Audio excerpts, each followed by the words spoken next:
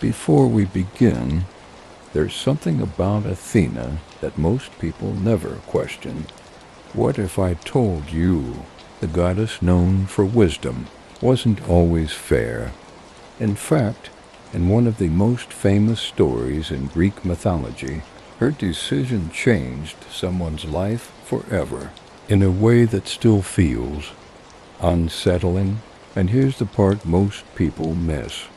The same goddess people admire may have been the reason a monster was ever created. So tonight, we're going to slow this story down, piece by piece, and look at what really happened behind the legend. But before we begin, I'm curious. Where are you watching this from right now, and what time is it where you are? Let me know in the comments. I always read them, and it's honestly fascinating seeing how far these quiet stories travel around the world. And if you enjoy slow, calming stories like this, the kind that help you relax, unwind, or even fall asleep, consider subscribing. Now, let's begin. So, before we question anything, before the story becomes complicated, let's start with the version most people already believe. The version where Athena is exactly what she's known for: wise, calm, fair, and untouchable. The goddess of wisdom, strategy, justice, the one people trusted, the one heroes prayed to before battle. And if you grew up hearing Greek mythology, chances are you were never given a reason to doubt her. She wasn't like the other gods, not impulsive, not emotional, not reckless. She was supposed to be different, better, and that's exactly why this story feels so strange once you slow it down. Shocking fact, among the Olympian gods, Athena was often portrayed as the most rational and composed, yet some of her decisions in myth are among the most debated. Now here's something interesting. Athena wasn't just respected, she was admired in a very specific way. She represented control, discipline, order. Other gods were driven by desire or anger. Athena was supposed to rise above that. And that image became so strong that people rarely questioned her actions at all. If Athena did something, it must have been right. That's the assumption. That's the version of the story that survives the longest. But myths, especially ancient ones, aren't always that simple. Because when you start looking closer, you realize something uncomfortable. Being known as wise doesn't always mean being fair. Shocking fact, in several ancient sources, Athena's actions are not described as kind or merciful, but as calculated and protective of her own status. So imagine this for a moment, a world where gods aren't questioned, where their decisions are accepted without hesitation, where power and wisdom are seen as the same thing. In that world, someone like Athena wouldn't just be respected, she would be trusted completely. And that kind of trust can be powerful, but it can also make certain choices invisible, because when no one questions you, your actions don't need to be explained. They simply become part of the story, accepted, repeated, and eventually normalized. Shocking fact, in many myths, the actions of gods are rarely challenged within the story itself, leaving interpretation entirely to the audience. And that brings us to something quietly important, because the story we're about to explore isn't just about what Athena did, it's about how those actions were remembered, and how easily people accepted them without looking too closely. Because once you remove the assumption that she was always right, the entire story starts to feel different, slower, heavier, and maybe a little more uncomfortable. And that's where we're heading next. Not to rewrite the story, but to look at it in a way that most people never stop to consider. So, if we stay with that idea for a moment, the idea that Athena is always right, something subtle starts to happen. her image becomes fixed, unchanging, almost untouchable.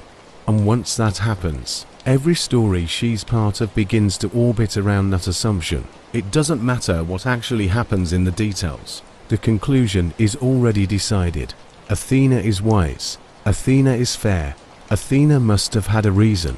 And when you think about it, that kind of reputation is powerful, because it doesn't just shape how people see her, it shapes how they interpret everything around her. Shocking fact: in many ancient retellings, Athena's actions are presented without criticism, reinforcing the idea that her judgment was beyond question. Now imagine hearing a story where one person is already considered perfect. Before anything even happens, you already trust them, you already believe them, and without realizing it, you're more likely to side with them, no matter what the situation looks like. That's what makes this story feel different when you slow it down, because instead of asking what happened, most versions quietly ask, how do we explain what Athena did?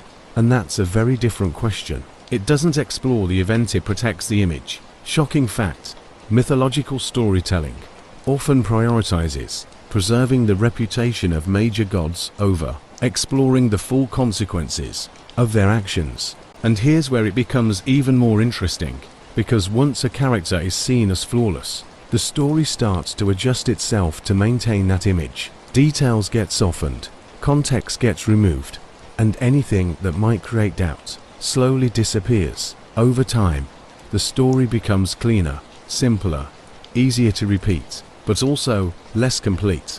And that's exactly what seems to happen in the story connected to Athena and Medusa. Because if you only hear the simplified version, nothing feels out of place. Everything makes sense until you start asking questions. Shocking fact: the most widely known version of Medusa's story often leaves out key context about Athena's role, focusing instead on the transformation itself. So instead of rushing forward, let's stay here for just a second, because this moment, the moment before the story fully unfolds, is where the perspective is set. If Athena is unquestioned, then everything that follows will be interpreted through that lens.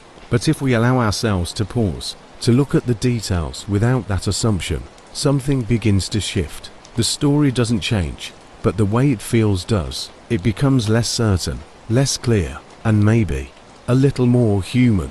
Shocking fact: many modern interpretations of Greek myths revisit older stories specifically to challenge the idea that gods were always justified in their actions. And that shift, small as it seems, is what allows us to see the next part of the story differently, not as something that was simply meant to happen, but as something that could be questioned. And once you reach that point, once you allow even a little doubt into the story, it opens the door to everything that comes next. Because the moment we stop assuming is the moment we finally start seeing. So, now that we've stepped away from the idea that everything is automatically justified, we can finally look at where this part of the story actually begins. Not with a monster, not with fear, but with a place that was meant to be calm, sacred, untouched by chaos. A temple dedicated to Athena, a space built around discipline, order, and quiet devotion. And inside that space was someone whose life, at that point, had nothing to do with legends or tragedy. Someone who wasn't meant to become a story at all. Medusa. Before everything changed, she was simply part of that world, present, unnoticed, living a life that was, in many ways, ordinary.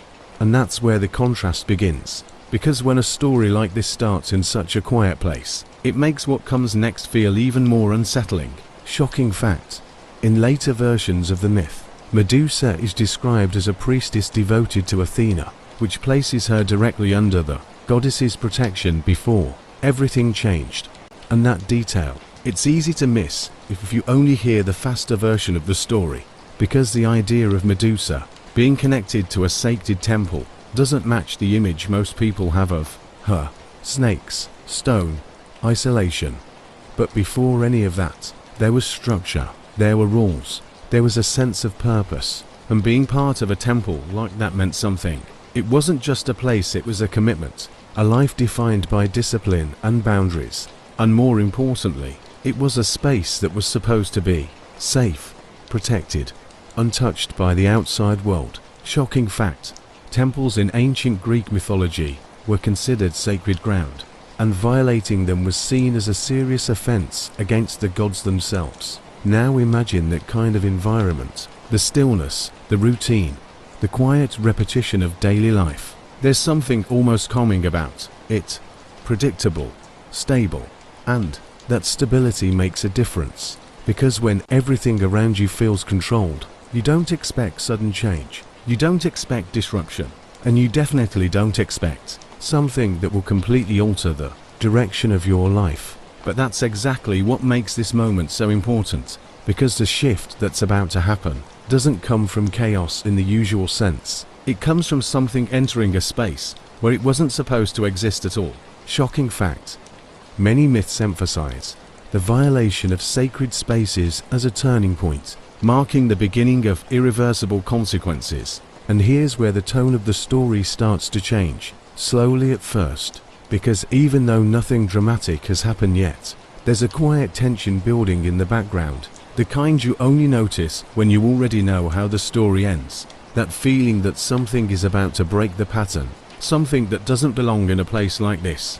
And once that boundary is crossed, there's no way to return to what things were before.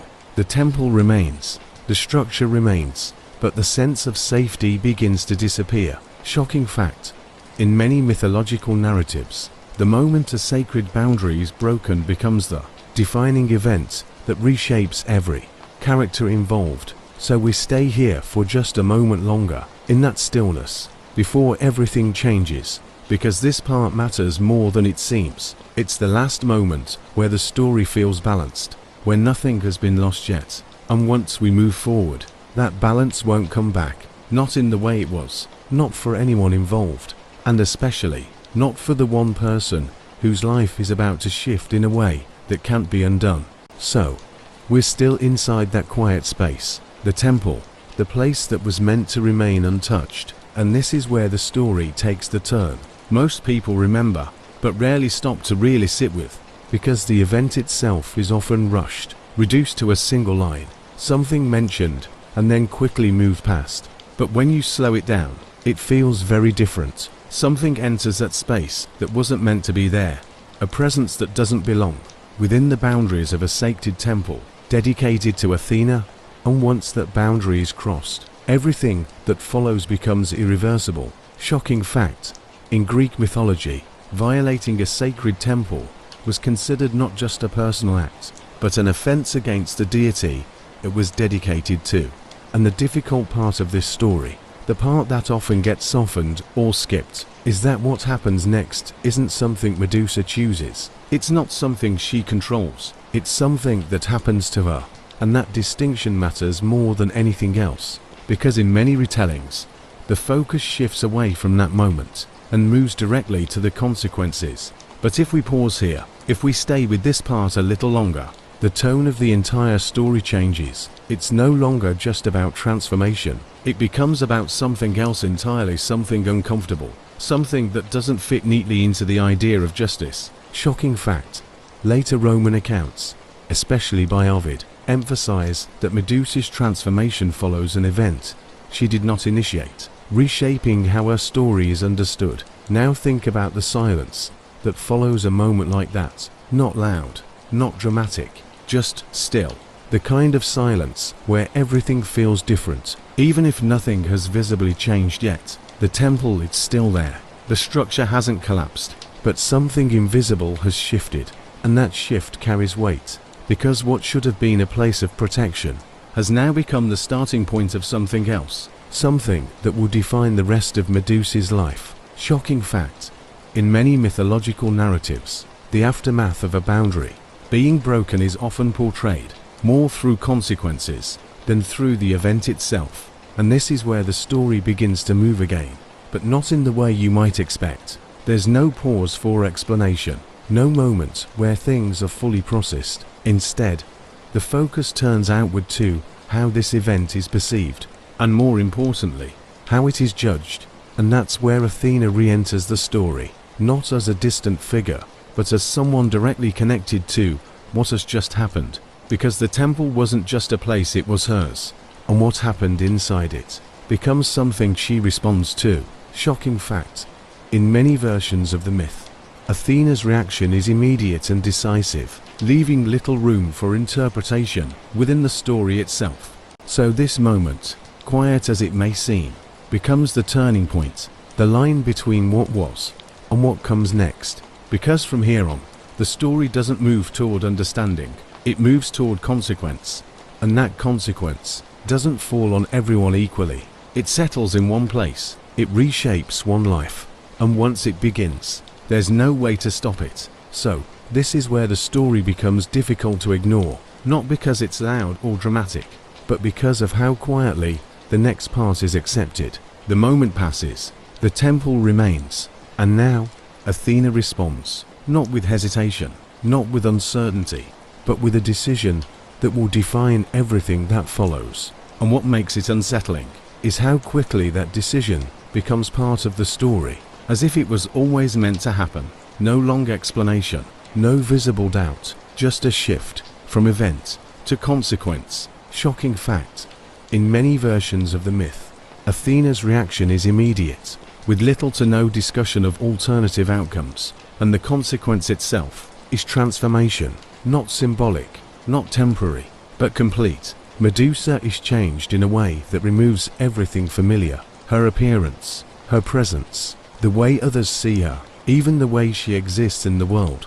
And the detail that stands out the most is that this change isn't framed as something tragic within the story. It's presented almost as a correction, as if something needed to be fixed. And that framing is where the discomfort begins, because when a punishment feels like it's treated as necessary, people stop questioning it. Shocking fact: ancient myths often present divine punishments as unquestionable, even when they appear disproportionate to modern audiences. Now imagine that shift from the inside.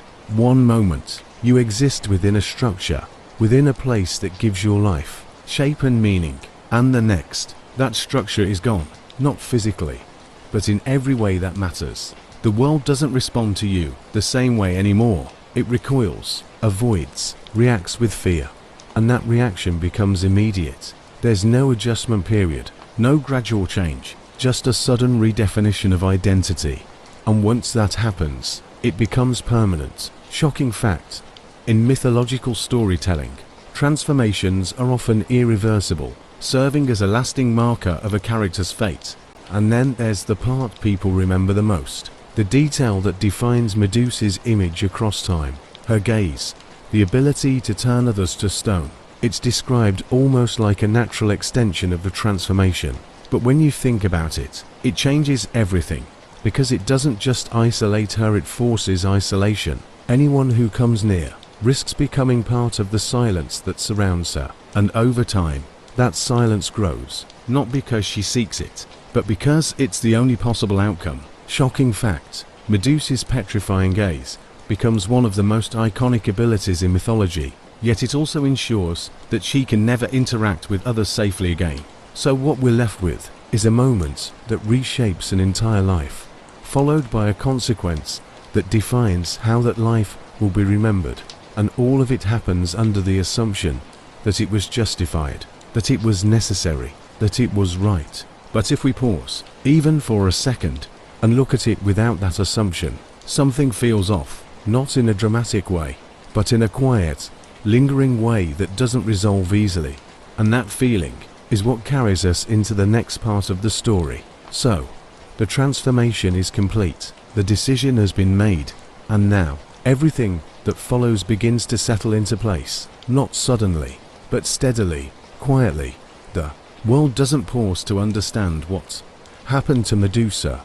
It reacts, and that reaction is immediate fear, distance, avoidance. The moment people see her, they don't see what came before, they see what she has become, and that becomes the only version that matters. Because once a story has a clear image, it doesn't need the rest. Shocking fact: in many early depictions, Medusa is portrayed purely as a monstrous figure, with no reference to any past identity.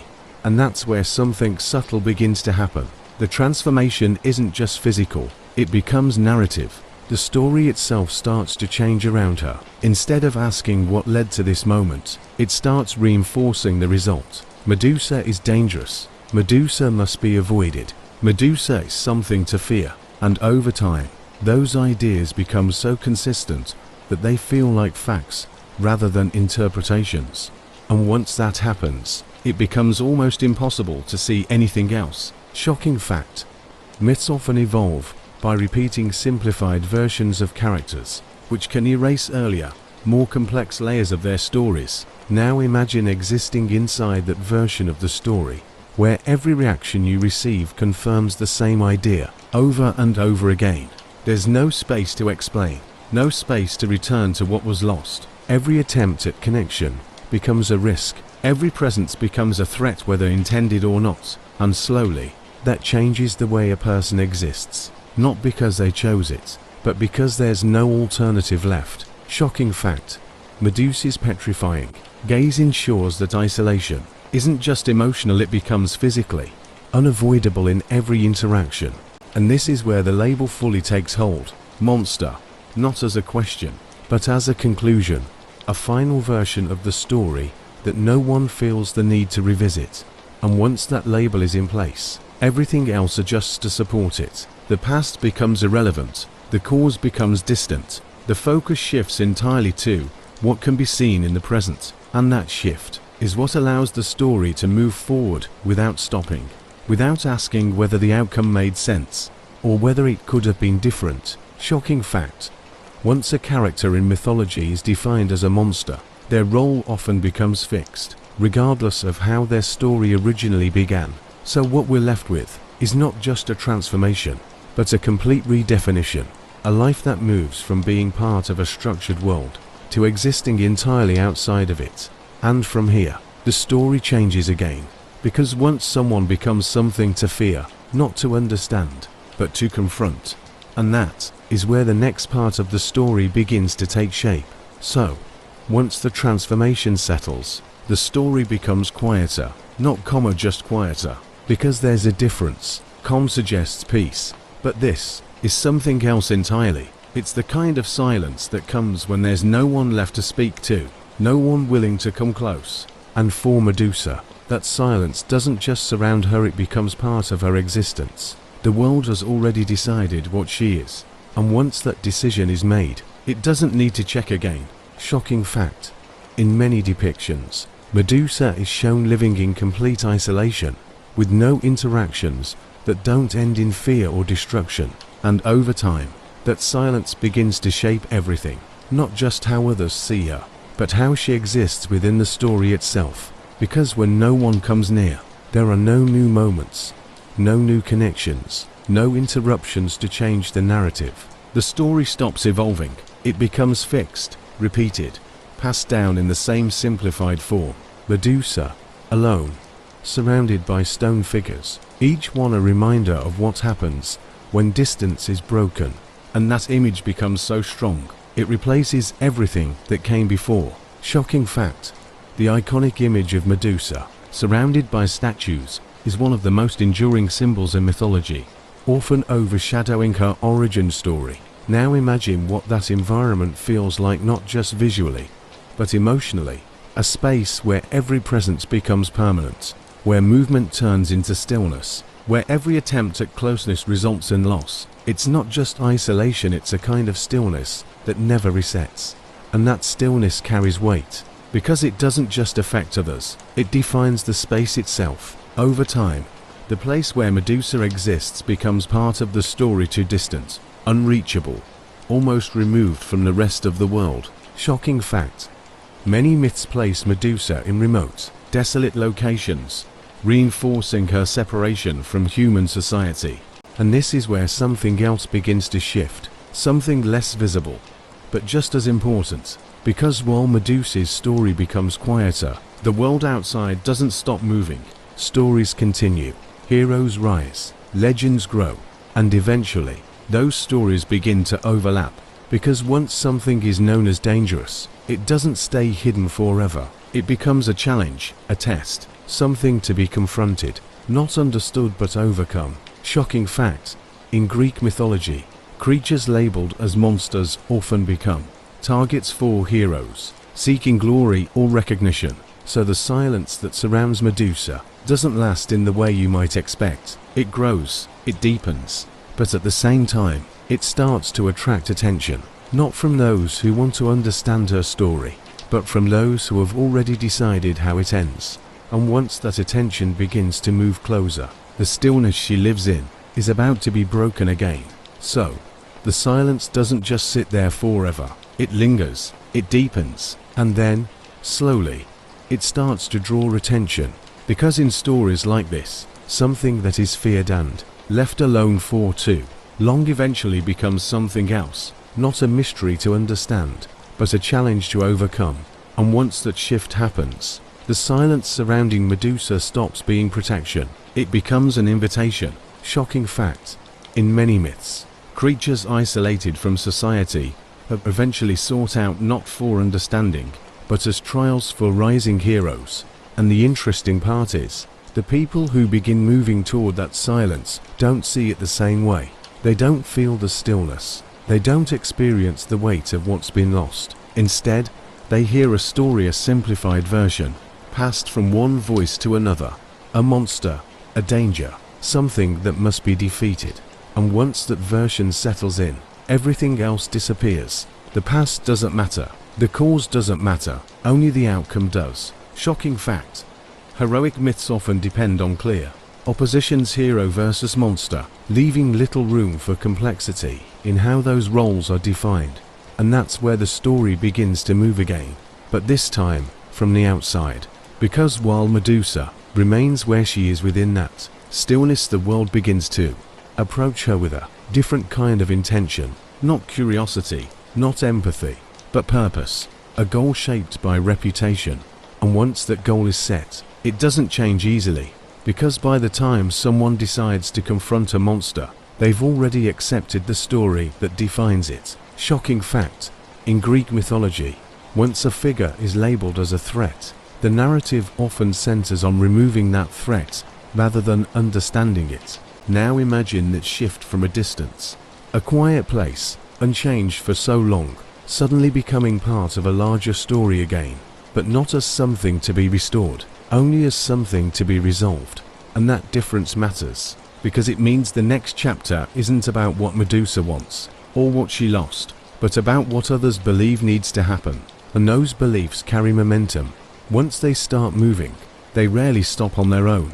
Shocking fact. The momentum of heroic narratives often overrides individual backstories, focusing instead on the outcome of the hero's journey. So the silence begins to break, not all at once, but enough to change the direction of the story. And as that happens, a new figure starts to take shape within it. Not from the past we've been following, but from the world outside it. Someone who doesn't carry the weight of what happened before, but will soon become part of what happens next.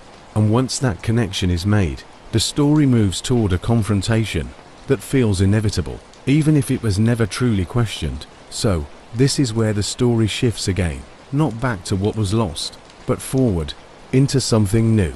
Because once the silence around Medusa becomes a story that spreads, it doesn't take long for someone to answer it, not with questions, but with purpose. And that's where a new figure enters, someone the world already understands in a very different way. A hero, Perseus. And unlike Medusa, his story doesn't begin in silence. It begins with expectation, with direction, with a goal that's already been set before he even takes the first step. Shocking fact. Perseus is often introduced in mythology not as someone searching for meaning, but as someone given a task clear, direct, and unquestioned. And that difference matters, because when a story begins with a goal, everything that follows is shaped around achieving it. There's no pause to reconsider whether the goal itself makes sense, no space to question the version of events that led to it. The path is already defined, and in this case, that path leads directly to Medusa, not as a person, not as a story, but as an objective, something to be found, confronted, and ultimately defeated. Shocking fact. In many versions of the myth, Perseus is tasked with bringing back Medusa's head, reducing her entire existence to a single purpose within his journey. Now imagine approaching a situation like that, not with uncertainty, but with confidence, because from Perseus's perspective, everything is already clear. He knows what he's been told. He knows what he's expected to do. And more importantly, he trusts the source of that expectation, because this isn't just a personal mission, it's one shaped by the influence of the gods, including Athena. And when a goddess known for wisdom supports a path, it doesn't feel like something that needs to be questioned. It feels correct. Shocking fact: in several versions of the myth, Athena actively assists Perseus, guiding him toward Medusa rather than away from her. And this is where the two sides of the story begin to move toward each other. On one side, a life defined by isolation, shaped by a transformation that was never chosen. On the other, a journey defined by purpose, supported by forces that are rarely doubted. And the distance between those two sides starts to close, slowly at first, but with a direction that feels certain.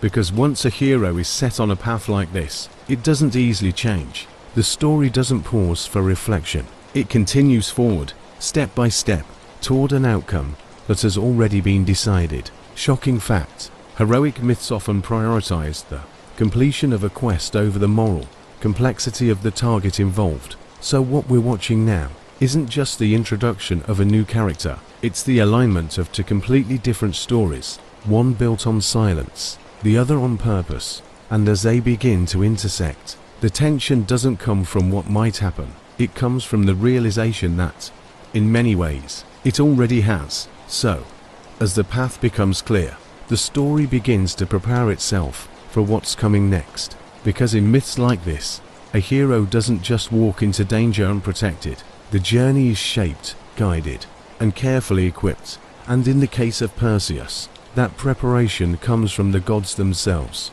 not just as distant observers, but as active participants in what is about to happen. Shocking fact: Perseus is one of the few heroes in Greek mythology who receives multiple divine tools before completing his quest. And those tools, they're not random. Each one serves a purpose, designed specifically for the challenge ahead. A reflective shield so he never has to look directly at Medusa. A blade sharp enough to do what needs to be done quickly. A bag to carry what comes after. Even objects that allow him to move unseen, to avoid confrontation in the usual sense. When you step back and look at it, the outcome starts to feel less uncertain, because everything he's given is meant to ensure one thing: success. Shocking fact: the reflective shield given by Athena allows Perseus to defeat Medusa without ever truly facing her directly. And that detail, it's easy to overlook, but it changes the tone of the story in a subtle way, because this isn't a confrontation built on equal ground. It's not two forces meeting in the same space, with the same awareness, the same preparation. It's something else, something more controlled, more calculated. And once you notice that, the idea of a heroic victory starts to feel different, less like a moment of courage, and more like the completion of a plan that was carefully arranged in advance. Shocking fact: many mythological victories depend not on strength alone, but on strategy provided by higher powers. Now imagine moving toward a place like that, knowing exactly what you've been told, carrying everything you need, supported by forces that have already decided how this story should end. There's no hesitation in that kind of journey, no need to question what's waiting at the end, because from the very beginning, the conclusion has been shaped to favor one side, and that's where the contrast becomes impossible to ignore. On one side, preparation, guidance, protection. On the other, isolation, silence, and a life that has already been defined by something she never chose. Shocking fact: Medusa receives no assistance or protection in the myth, despite the circumstances that led to her transformation. So as the distance between them continues to close, the story builds towards something that feels inevitable, not because it had to happen this way, but because everything around it was arranged so that it would.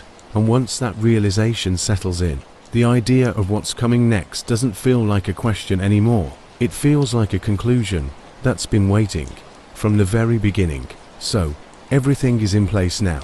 The path has been set, the tools have been given, and the distance between the two sides of this story has almost disappeared. But what's interesting is how the moment itself unfolds, not loudly, not dramatically.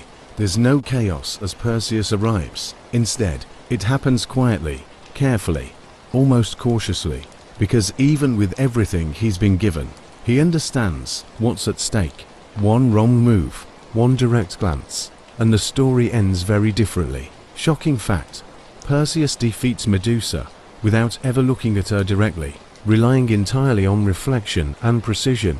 Now imagine the stillness of that place as Perseus moves through it. The statues, the silence, the sense that every step matters. There's no resistance in the usual sense, no battle, no struggle that unfolds over time, just movement through a space that has already been shaped by what Medusa has become.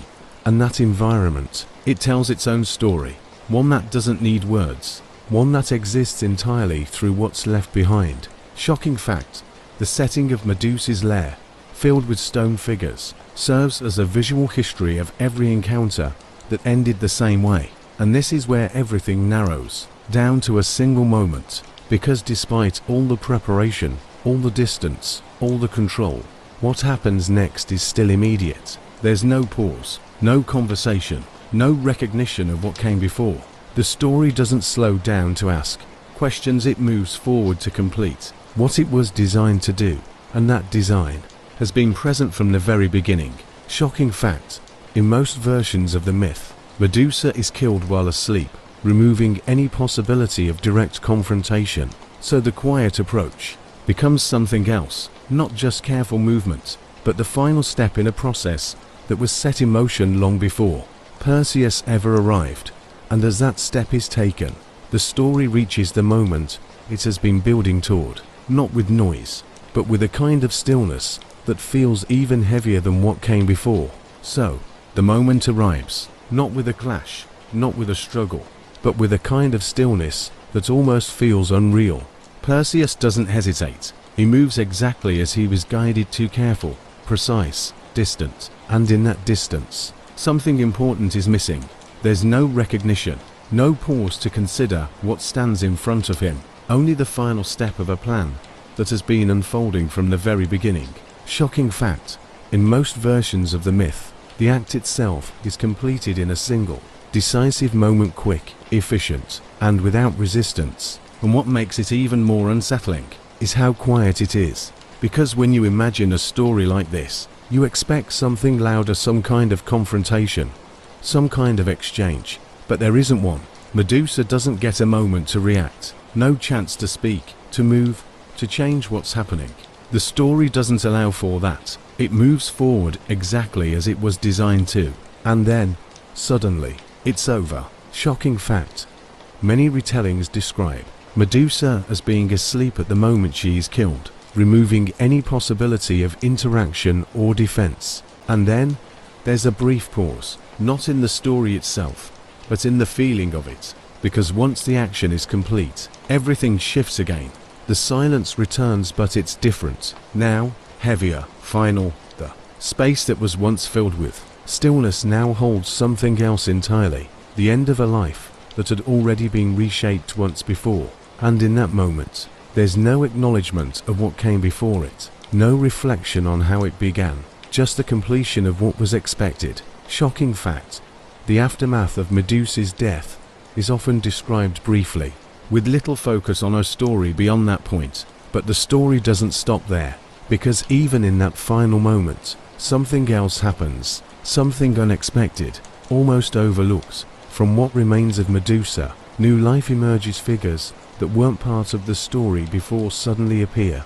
And that detail, it changes the tone once again, because even in an ending like this, the myth introduces something new, something that continues beyond what seems like a conclusion. Shocking fact: from Medusa's death, the winged horse Pegasus and the warrior Chrysaor are said to be born, continuing the story in a different form. So what we're left with is a moment that feels both final and unfinished at the same time. The goal has been achieved. The story, as it was told, has reached its conclusion. But when you look at it more closely, it doesn't resolve everything. It doesn't explain everything. It simply moves forward, carrying the outcome with it. And as it does, the focus begins to shift once more, away from what was lost, and toward how that loss will be used next. So, you might expect the story to end there, quietly, finally, as if everything has already been resolved. But that's not how this story moves, because once the moment has passed, once Medusa is gone, something unexpected happens. What remains of her doesn't disappear. It becomes something else entirely, something that continues to exist, not as a life, but as an object. And that shift is one of the most unsettling parts of the entire story.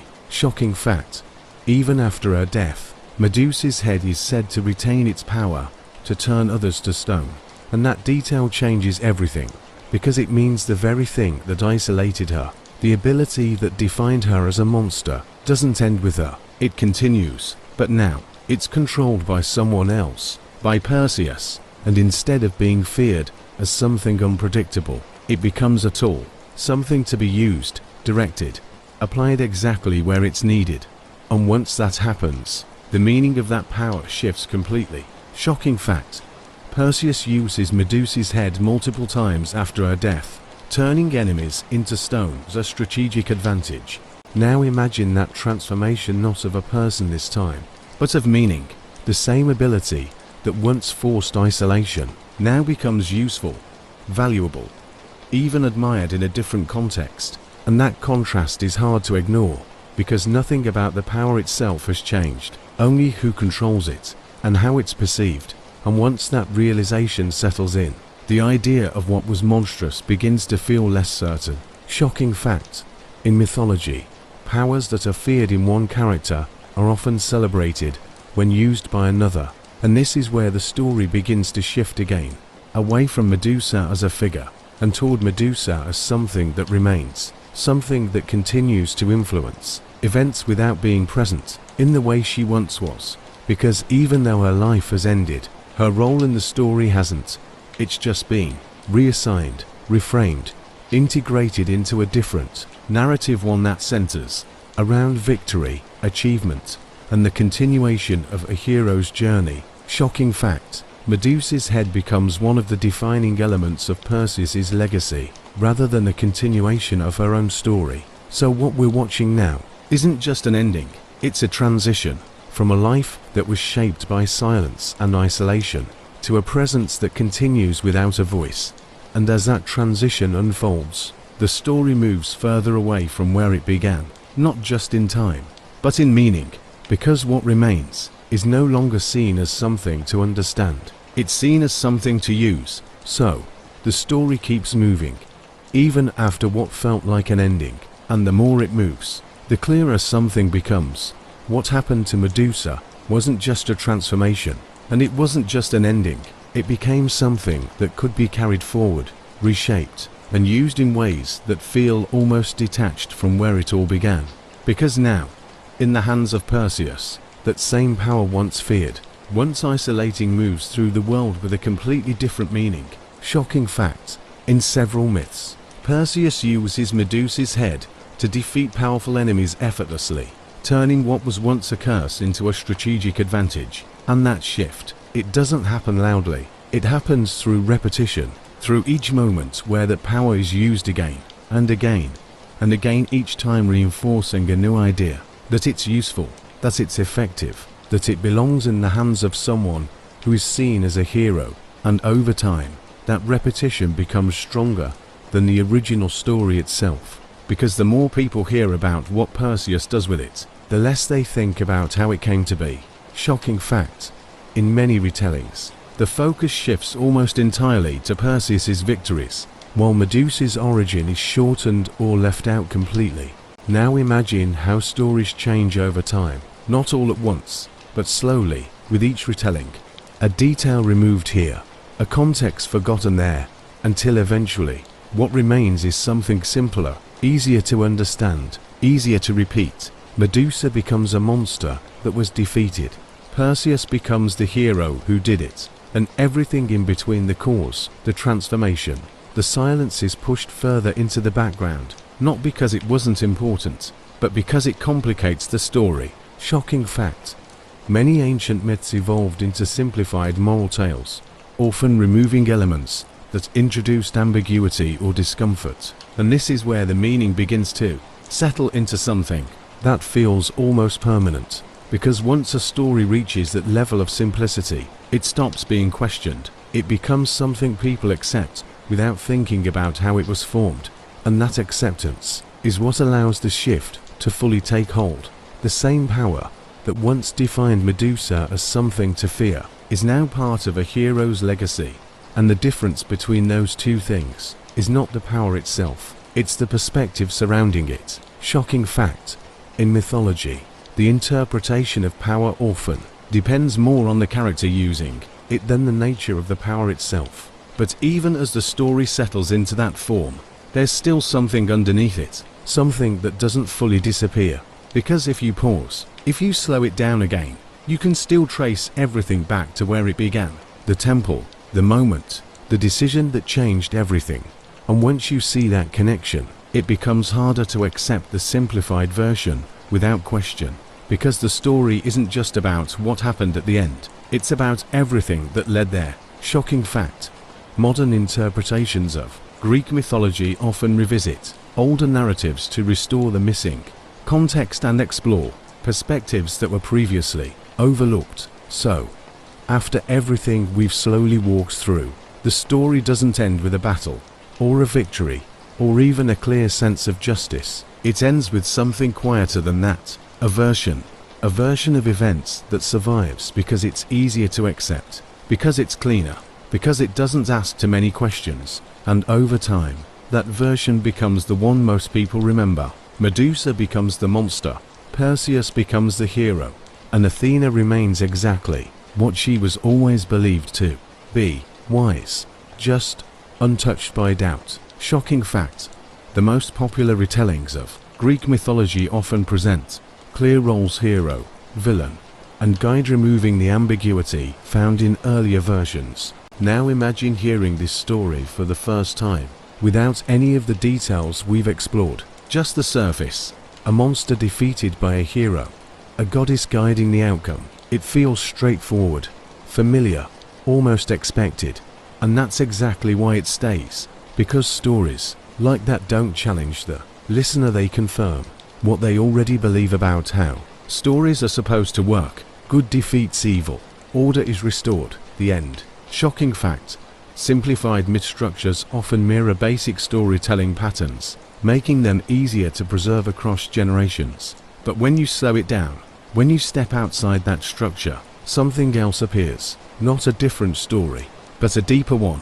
One where the roles aren't as fixed, where actions carry weight that isn't immediately explained, where the idea of hero and monster starts to feel less certain.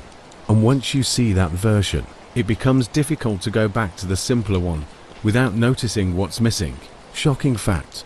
Modern audiences often reinterpret myths through new perspectives, revealing layers that were previously overlooked or minimized. So what we're left with now isn't just the story itself, it's the understanding that the story we remember is only one of many possible versions, and the one that survives isn't always the one that tells everything. It's the one that fits most easily into the way we expect stories to be told. So, after everything we've followed slowly, piece by piece, we arrive at something that doesn't feel like a typical ending. There's no clear resolution, no final moment that tells us exactly how to feel. Instead, there's a quiet question that lingers underneath the story, not loud, not demanding, just present. Because when you look back at everything that happened to Medusa, to Perseus, and through the decisions connected to Athena, it becomes harder to see the story as something simple. And once that simplicity fades, what remains feels more uncertain. Shocking fact. Many ancient myths were never meant to give clear moral answers, but to reflect the complexities of power, fate, and human experience. And maybe that's the part that stays with you the longest. Not the transformation, not the confrontation, but the realization that stories can be remembered in ways that leave things out, not intentionally, but gradually. Over time, the focus narrows. Certain details become central, others disappear, until what remains feels complete, even if it isn't. And when that happens, the story becomes something people accept without revisiting, without asking what might be missing beneath the surface. Shocking fact: the way a story is retold over generations can shape its meaning more than the original version itself. Now imagine hearing this story again, years from now, but this time, noticing the parts that usually pass by unnoticed: the temple, the silence, the decision that changed everything, the way one life became defined by something it never chose, and how that definition carried forward, even after it ended. Those details don't replace the story, they deepen it. They add weight to moments that once felt simple, and once you notice them, they're hard to ignore. Shocking fact: modern reinterpretations of myths often focus on overlooked perspectives, giving voice to characters who were previously defined by a single role. And this is where the story settles, not into a conclusion, but into reflection. Because instead of telling you what to think, it leaves space to consider how easily roles can be assigned, how quickly they can become fixed, and how rarely they're questioned once they are. And in that space, the story feels less like something distant, and more like something that can be seen in different ways, depending on how closely you choose to look. So tonight, as the story comes to an end, it doesn't close with certainty, it simply becomes quiet again. And before you go, if you made it this far, I'm really curious. Where are you listening from right now? And what time is it where you are? I always love seeing how far these quiet stories travel. And if this helped you relax, unwind, or just slow down for a moment, consider subscribing. There are many more stories like this, waiting to be told. And just like that, the story fades back into silence, not with a clear answer, not with a perfect ending, but with something quieter than that. A story that feels different the more you think about it, because maybe it was never just about a monster or a hero, but about how stories are told and which parts we choose to remember. So tonight, as you rest, you can let this story settle slowly, in whatever way that makes sense to you. And before you drift off, I'm still curious. Where are you listening from? And what time is it where you are right now? I always love reading your comments. It's honestly amazing seeing how far these quiet stories travel. And if you enjoy slow, calming stories like this, the kind that help you relax, unwind, or fall asleep, you can subscribe and come back whenever you need a moment of quiet. For now, just rest, and I'll see you in the next story.